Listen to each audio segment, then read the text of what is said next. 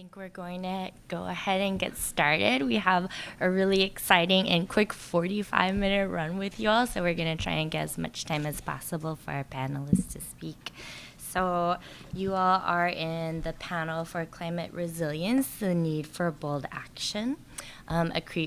Quick descriptor: climate change affects the critical functions of communities nationwide, disrupting the provision of healthcare, education, and financial services, cutting people off from electricity, natural gas, phone, and internet, and shrinking viable real estate and transportation byways. This panel discussion focuses on how industries, governments, and other private and public organizations have increased their resilience in the face of climate change, what is needed to improve resilience further, and the kinds of data and tools being developed to proactively and effectively reduce disruptions and its impact on AA and NHPI communities.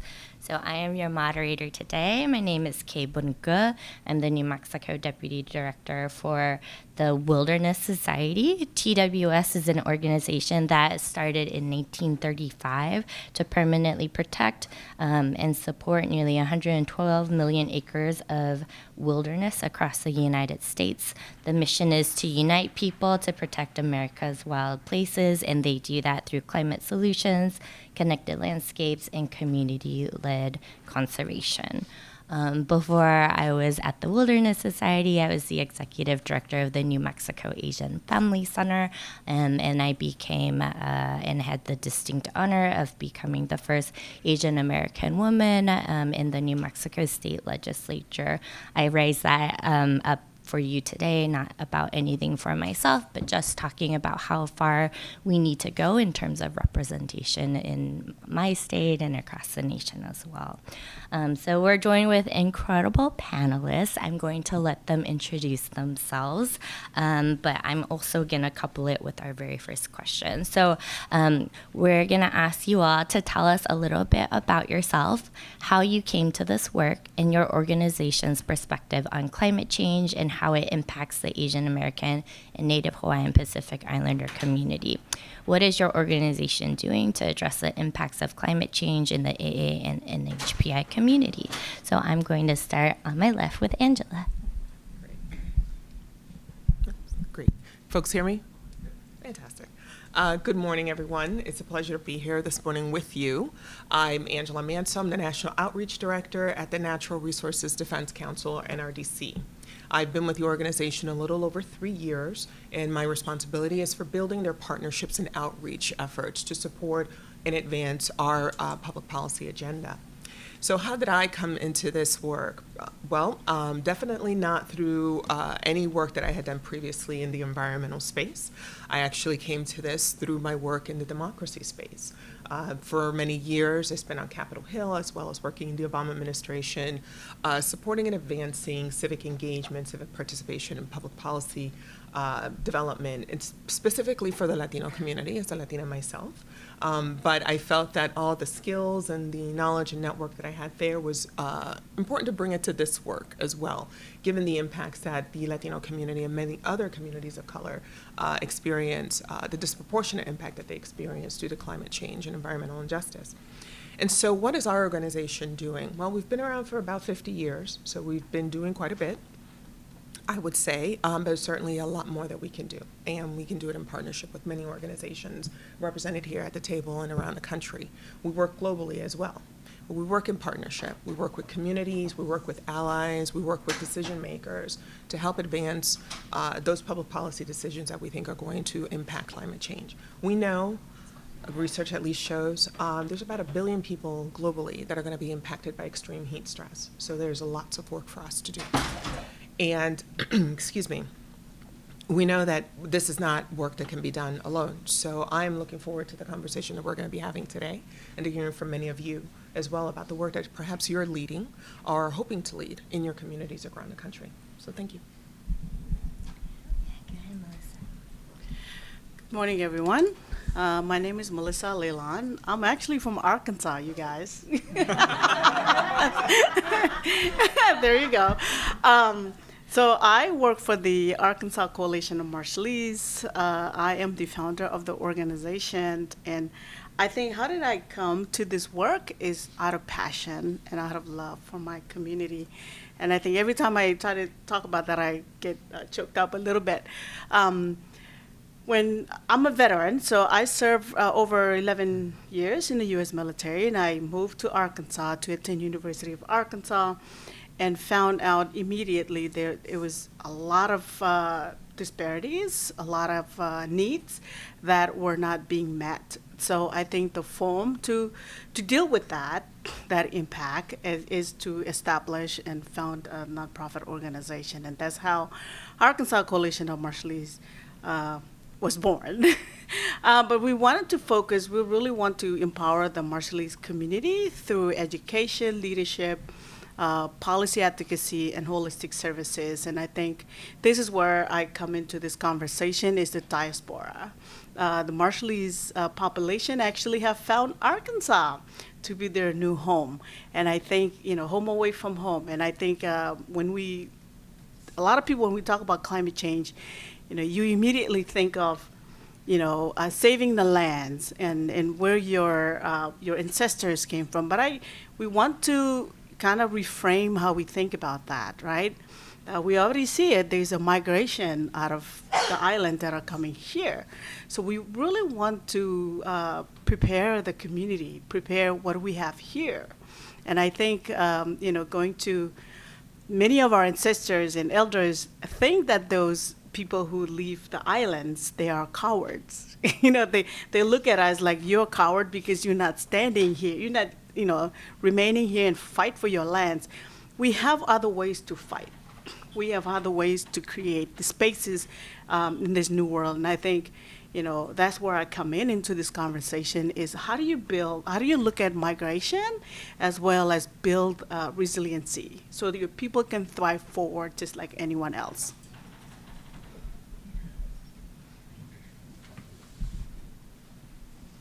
Good morning, everyone. I'm Vivian Huang, she, her pronouns. I'm one of the co-directors at Asian Pacific Environmental Network. I also come to this work out of a lot of love, for my community. I grew up as a child of immigrants, very much an immigrant family, and was really politicized, under Prop 187 in California, which is one of the most anti-immigrant measures. And so, yeah, so at APEN, for 30 years we've been organizing Asian immigrant and refugee communities across California. We really work at the intersection of really being grounded in our community's lived experiences as well as the vision of what they want to see for climate justice and thriving neighborhoods, while really infusing community connection, culture, and solidarity values in our work, right? And so we have a membership base of working class Laotian refugees and youth in Richmond, California, and also a base of Chinese immigrants in Oakland, Chinatown. And we're this year actually building up a base in the South Bay region of Los Angeles and also statewide for our work. And and I think our communities are very grounded in their lived experiences and what they want to see for thriving neighborhoods, right? So whether it's the immigrant experience or the refugee experience, but knowing that a thriving community looks like clean air, looks like sweet water, good climate, stable jobs, safe neighborhoods, right? And but I think with our communities, they've actually been on the fence lines and the front lines of a lot of the causes of the climate crisis, right? So our Richmond members actually live in the backyard of the Chevron refinery, which is the largest polluting source in the state. And our Oakland members live in the midst of many freeways, developments, kind of port pollution. And so, so we really bring the power of organizing and knowing that our Asian communities have that power and that voice to be able to really lift up not only how climate change is impacting our neighborhoods where we organize, but it's really threatening all our neighborhoods, right? And recognizing that we also want to make sure that knowing that the climate crisis exacerbates injustices in our communities, that we want to make sure that that we're supporting and centering the communities that are going to be that have the fewest material resources, and they're going to be first and worst hit. And so excited today to just talk today about all the different solutions that we're really advancing from working class Asian immigrant and refugee community perspectives.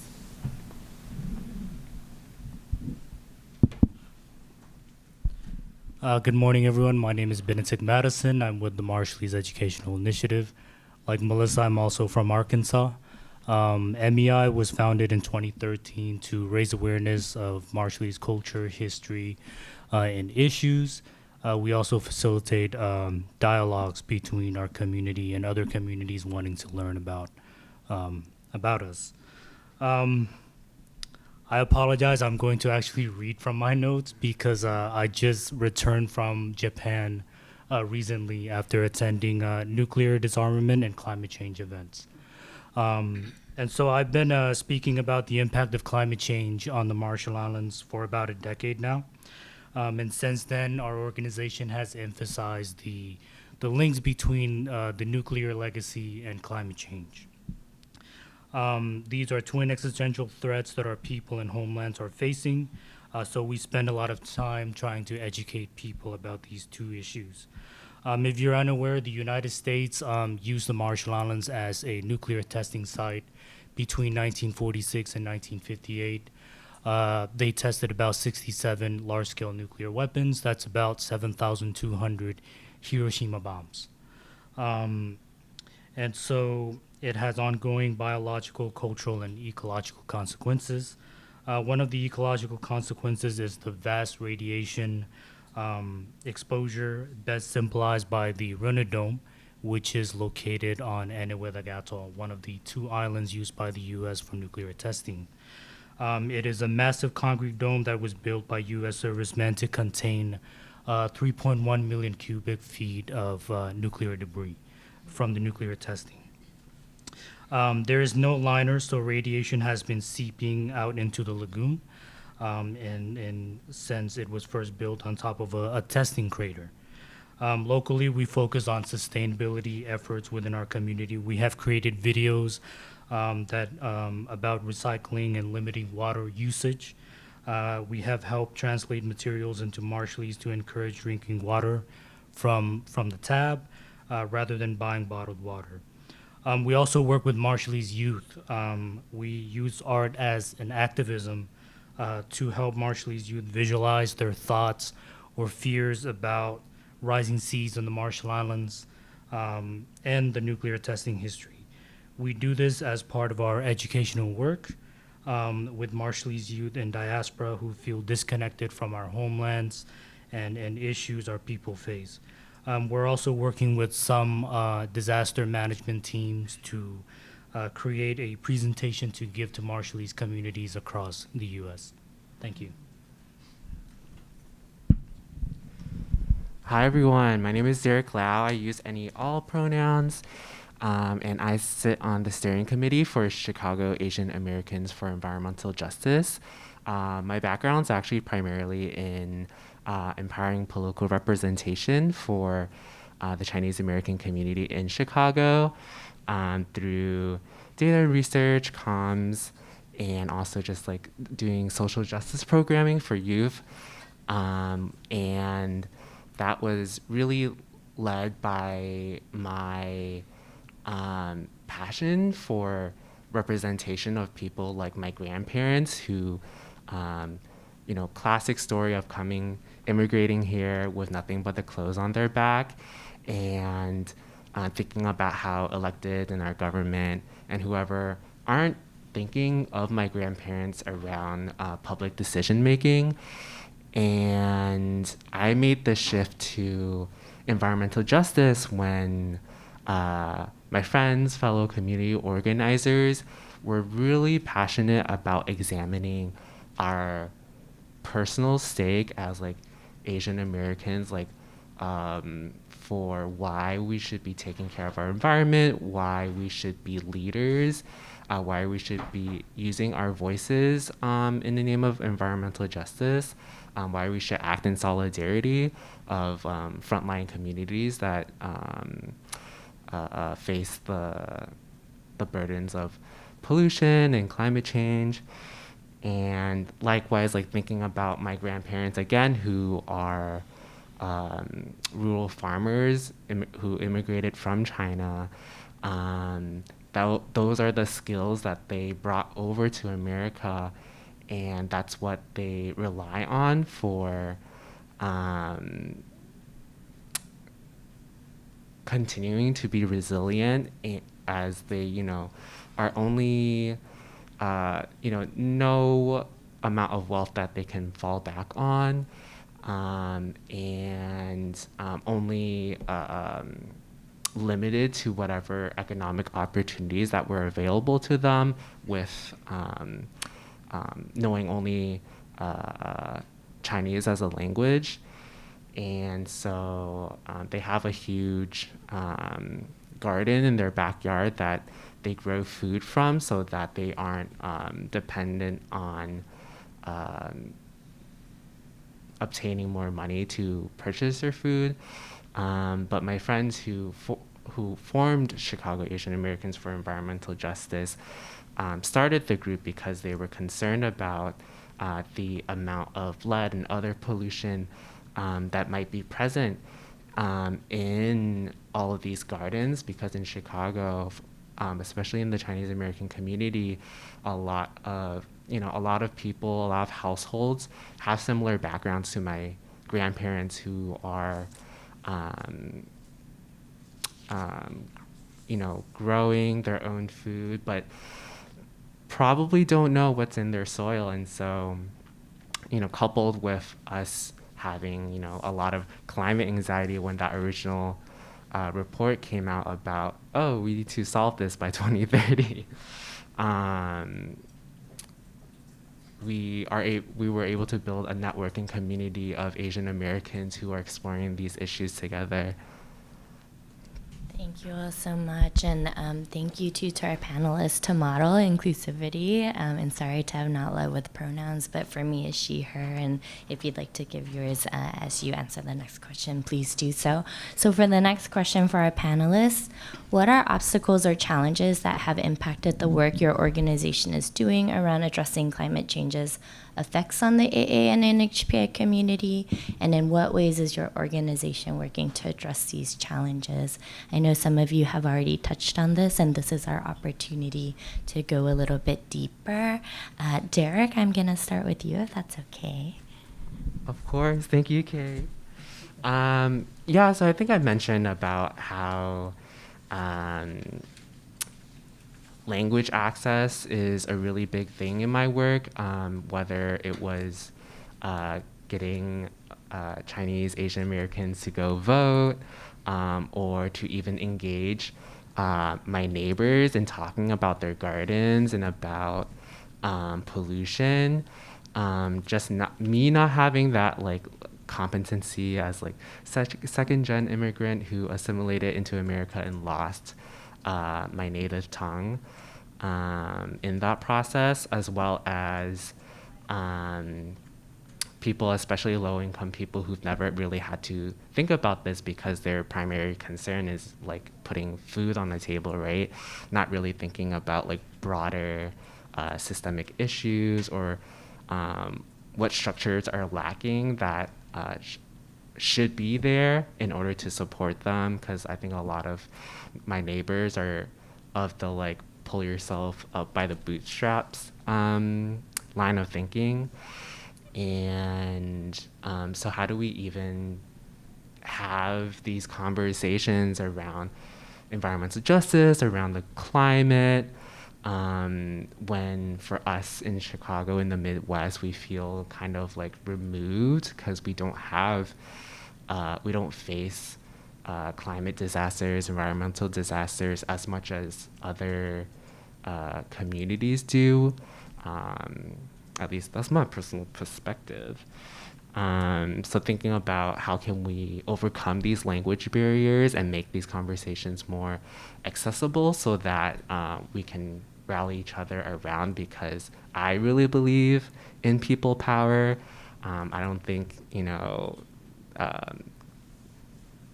a single elected rep, our government is what's going to save us. What's going to save us is, our communities, ourselves, putting ourselves into this work. Thank you so much, Derek. And same question for you, Benetick. I know you talked so much about your work in Arkansas, the Marshallese community, and then even the intersections of nuclear and climate together. So could you tell us a little bit more about that? Thank you. And so one of the challenges or obstacles in addressing climate change is the fact that we live in Arkansas. Many of our officials and business leaders don't believe don't believe the fact that climate change is real, or they just maybe are not very concerned about it. And so politics, of course, plays a role in what we can ask for, funding-wise. That has been a challenge for our organization for quite some time now. And then, of course, youth are often unaware. Marshallese youth are unaware of climate issues that are happening in the Marshall Islands. And so, youth utilize social media for information, and many aren't aware of the dire conditions that exist in their homelands with sea level rise. We work also at the national and international level. I've actually spoken at the United Nations on climate and nuclear issues to raise awareness. And in fact, in March, I participated in the UN Water Conference as part of the UN's SDGs. Thank you, Benetick. Same question, Vivian? Thank you, Kay.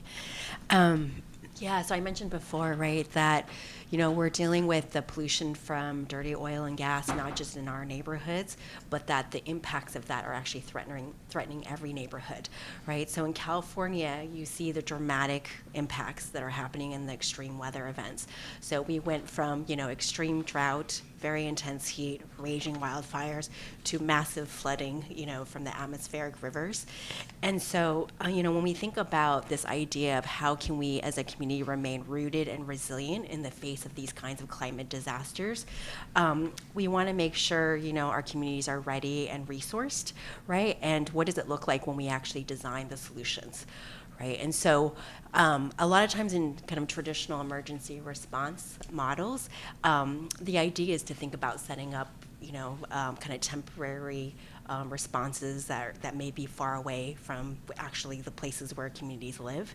And so I think with our members, their vision was to really think about resilience hubs or resilience centers as community spaces where people know and trust, and where they can actually find resources and organize in times of disaster, right? So imagine if every school, every library, community center, public building was actually strengthened and had investments to put solar and storage, to put air filtration systems, to put other resilience features, right? And that, and then that actually creates an opportunity for those sites to not only be providing clean energy benefits and cost savings on an ongoing way, and they're already sites that people access on a daily basis, but it also prepares them to actually be centers during times of climate response needs.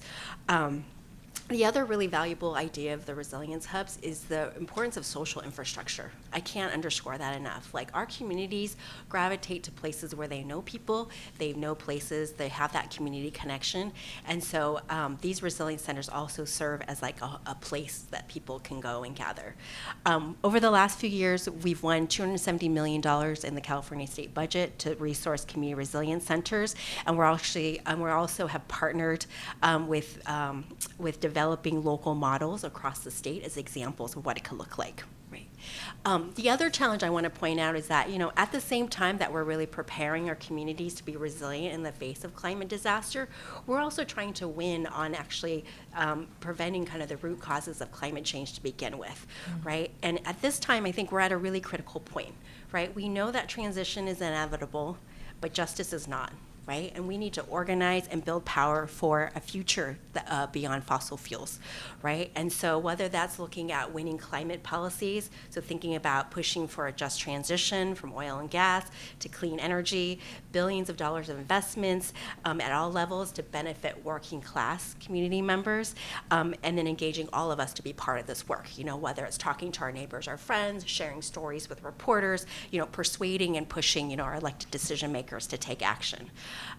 The other thing I want to lift up too, the importance of co-governance in this moment, right? And how, our sister organization, APAICS Action, which is a C4, has been working to actually run and elect progressive candidates, for local races and local offices, and have been able to result in a progressive majority in both Richmond and Oakland that is going to help facilitate, I think, stronger climate policies at the local level, but also the importance of really doing that with our members to the state legislature, and in other statewide offices as well. Thank you so much, Vivian, to point out root causes, to bring up the innovation and resiliency hubs. The next question is for Angela. In thinking through, and you've got such a great pulse on what's happening nationally, what does the future look like for any technologies or innovations that can help address climate change's impacts on the AA and NHPI communities? Thank you for that. So I don't want to speak to any specific technology. I'm not the expert on that. What I can say, I think that the conditions are right now to advance a lot of innovation in this space, in renewables, in particular clean energy. I don't know if you've heard, the Inflation Reduction Act was signed into law. It provides a lot of money over the next 10 years for strategic investments, right?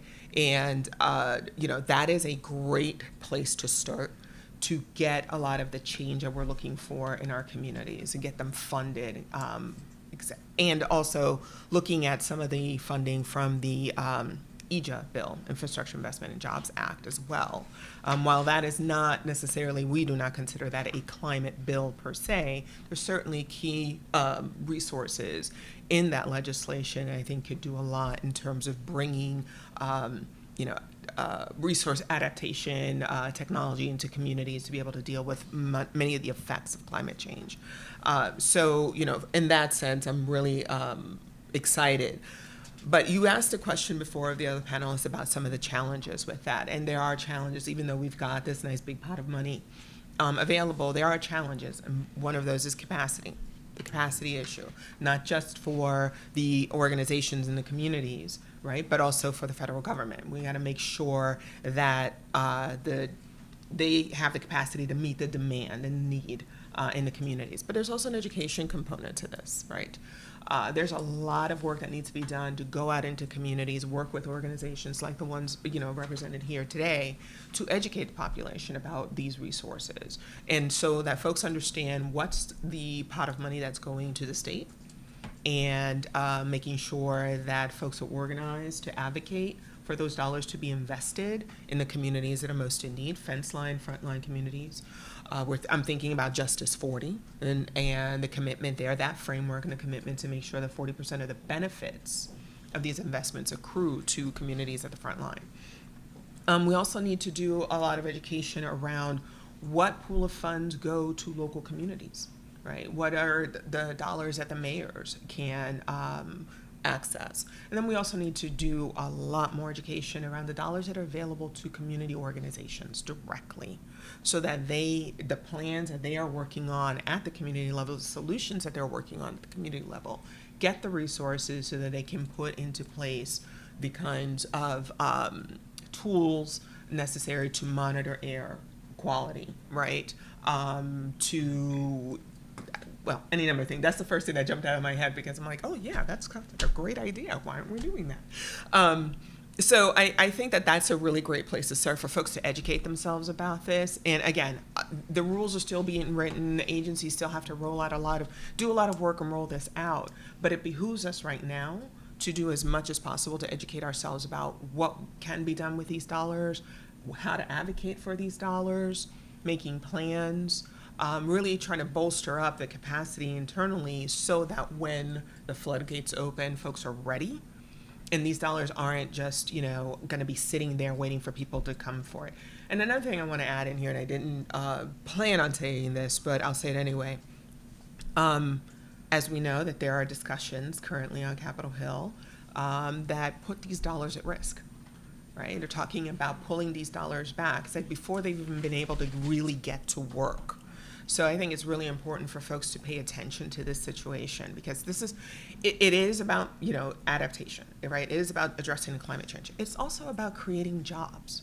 We are talking about creating jobs in communities, okay? So folks who are living these experiences also going to have the opportunity to, be able to get a career, whether it's putting in solar panels, whether it's retrofitting buildings, decarbonizing, all of these things, replacing lead service lines, which are critical. And I don't think, I would hope that I would never find someone who would be against that, but here we are. So I think it's really important to pay attention to these situations. They don't solve on their own. People need to weigh in and let it be known, like, these are resources that are needed in the community, and we need to be making plans to get those dollars into the places that they're most in need. Thank you so much, Angela, and thank you for talking about the importance of having policy at the national trickle down and really come forward into the community. And then I know our panelists have talked so much about also how do we also make sure these are ground level informed policies that also go up. So this is a great segue into the next question of how can the government and companies come together to address climate change's impacts on AA and HPI communities? And let's start with Melisa. So I kind of left out the important background of who the Marshallese people are. But in the state of Arkansas has the large Marshallese population, concentration of the population outside of the Marshall Islands. Marshall Islands are located in the Northern Pacific. So I like to say it's the midpoint of New Zealand and Hawaii. Very humid and everything, but in our office alone, we serve about 700 people a month. That's a lot. So we actually designed our office to provide as a wraparound service provider. That includes the smallest thing that you can think about, like doing a resume, all the way up to policy advocacy. So I think there's a lot of spaces that we can work together in order to advance the work of climate change. But I also want to include other things in this question. The fact that this system is not designed to serve this particular community. Marshallese are under Compact of Free Association, and the Compact of Free Association is basically the bilateral agreement between the Marshall Islands and the United States. In that agreement, it allowed the United States military to use our land as a testing ground for nuclear weapons, which Benetick has actually mentioned earlier. And because of that impact a lot of us. And to this day, there's a narrative, like a displacement of those people that were impacted. We're still dealing with that stuff. So that's what's happening in Arkansas. So Arkansas, being a red state, not to be political here, but it's really not designed to address a lot of our issues that matter to the Marshallese population, particularly like around their immigration status. They're non-immigrants, so a lot of people are confused about that. What does that mean? That means that they can actually come to the United States, live here without a visa card. So, but there's a lot of social aspect that come into that impact. For example, even renewing their immigration documentation that was issued by the United States can be very difficult. It's very complex. For us to get someone renew the documentation, we have to go to especially the I-94 form, which is basically the paperwork that says this person actually entered the United States. for them to renew that, they have to go to the border of Mexico, go outside out of the United States and come back in, and get that renewed. We do that every month, so it's not designed for this particular population. So Tyson, speaking of businesses and companies, Tyson, 1/3 of their employees are Marshallese people. So they do invest into our community. I don't think they have a choice. So we have a project right now that we're doing with them to get people on the pathway to U.S. citizenship, which I think the U.S. citizenship should have been afforded to the Marshallese free of charge, and it should be automatic because of what those nuclear weapon did to our lives and the displacement that caused. So there's a lot of space for big corporation that can help in, that can step in, and we've been very successful in Arkansas to deal with Tyson Food, which is the biggest protein producer, I think, chicken producer here in the United States, and then the Walmart Foundation, the Walton folks, we also have very, very strong relationship with them. So I think our goal is like, how do we get them into this conversation and get them engaged so they can see all of these things that we're experiencing. To me, we got to continue educating the community, right? So we're pretty good at going in and educating the legislators. I think that's our number one target, is like, how do we have these conversations with them by doing monthly cultural and history education. Same thing that Benetick and his group are doing, is providing these spaces so they can learn who we are and they can, feel the pain that we feel. I feel like we feel it every day. They need to feel it too. Mm-hmm. Yeah. So continuing that education and keep having conversation with the businesses, build that relationship, build partnership. Thank you, Melissa. One of the things that you said really struck me. Actually, everything you said really struck me. But when you mentioned that the government, the structures that exist weren't designed to serve your community. Vivian, I'm curious about so much of the work that you're leading in California with the communities that you're working with. Same question: how can the government and companies come together to address climate change's impacts on the communities? Yeah. Yeah, I think very similarly, this is theme about, we want to make sure that we're advancing solutions that really come from, benefit, and center the leadership of frontline and working class community members. I was going to share a little example of what this could look like in terms of specific policies. When our state first started trying to amplify and proliferate, solar, the initial focus really was on homeowners.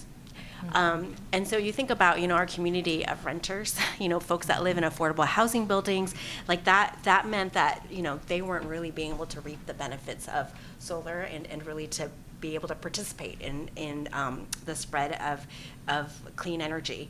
And so, one of the programs that we worked with other allies on to win was the Solar on Multifamily Affordable Housing Program, which provides a $1 billion investment over 10 years to actually put solar on the rooftops of affordable housing buildings and make sure that tenants and renters, benefit from those from that solar. And then I know, Angela talked a lot about all the different ways that federal and state funding is flowing into climate resilience, right?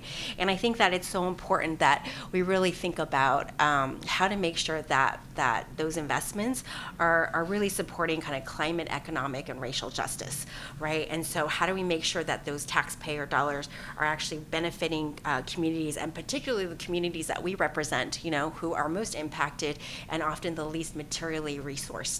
And then I think that, because we are very intersectional in thinking about our work, a lot of these climate investments also have the potential to actually amplify or exacerbate, current gentrification displacement that's happening in our communities. Mm-hmm. So we've also been advocating to make sure that those investments really have tenant protections, and think about how that the funding is tied in a way that actually doesn't drive kind of further displacement, right? And then I think around the the different funding flows.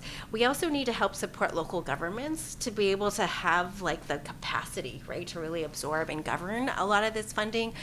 So that's something that we've definitely have highlighted, for our local cities.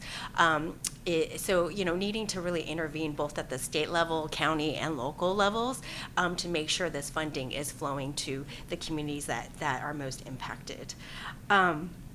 And then I think for corporations like Chevron, because we do a lot of work around big oil and gas, I think that, we want to see what's the accountability, for the historical harm and extraction that's been happening in our communities, and how can we think of the creation of, just transition funding, right? So resources that actually are needed to help us rethink what is of the economy in the future, beyond fossil fuels looks like. Right. And then the last thought I'll leave with us today is just that, there was a survey done a few years ago by EnviroVoters. It was League Conservation of League of Voters initially, but they surveyed Asians of all the different ethnic groups and around their viewpoints around environment, and found that like overwhelming percentages of Asians really identify as environmentalists, right? That really want to support clean air, healthy neighborhoods, protections for our natural resources. And so I just continue to view that, we're such an important, powerful constituency in this conversation, and how important it is for us to be organizing, really building power in our community so that our solutions can be advanced as we're talking about climate justice. Thank you so much, Vivian. I know we're running up on time. We've got 5 minutes left. Hopefully we can get to at least one question from our audience. But Darek, would you let us know how this impacts your work in Chicago? So I wish I could say putting people over profits is the answer. But I know there's a lot of resistance, like what we see from the campaign to stop Line 3 and calling on Chase Bank and other banks to divest from fossil fuel. And I think it requires, I want to piggyback off of what Vivian was talking about with co-governance and accountability, where, we aren't leaving decision-making up to people on this like high level where, backroom deals can be happening, and there needs to be a commitment to inclusion and community engagement where,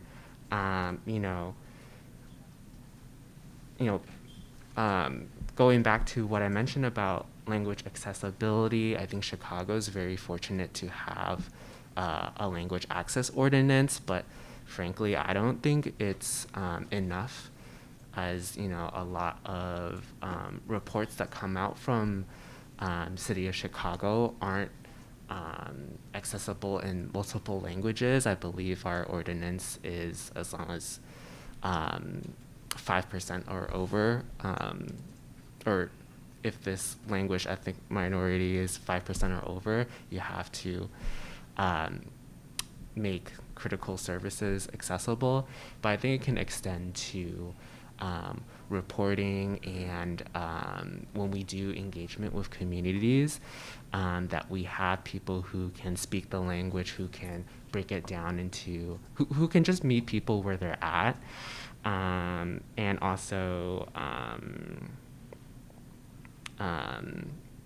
remembering not to be like paternalistic about the decisions we're making, that we are committed to what communities want. I think about the work I'm doing at the org I work for right now, Neighbors for Environmental Justice, where we recently put out a report about not just like the lack of enforcement by our government, but also the choice to not pursue the tools that they are lawfully given to enforce against violations by major polluting companies. And we're making efforts to make that report translated into Spanish, because that's where our org is. We're based in a majority Hispanic Latino community. And so for me, I see kind of like two prongs where, you know, asking government and industry to make these like long-term cultural and economic changes, while in the short term for us, right, like what can we do, where at least with Chicago Asian Americans for Environmental Justice, we're trying to expand our knowledge and language capacity so that we can have these conversations with our parents, with our neighbors, etc. Thank you, Darek. So with our time left, I'm going to pivot our conversation. I know we could spend hours with just individually these speakers alone. I'm actually going to give the panelists the final word, and then if you all have time and want to stick around and ask questions, please do so. But starting from my left with Angela, 1 or 2 sentences that you'd want to leave our audience with today. I would just say that we're ready to do the work. We know you're committed, and we just need to educate ourselves and be in this for the long run. But this work can get done, and the resources are there. So let's make sure that we're doing this together. Yeah, same thing. I think we need your help. I think everyone needs to come into we need to be on the same page on this. Yeah, I think our communities have vision, have the solutions, right? And we need to be organizing and building power.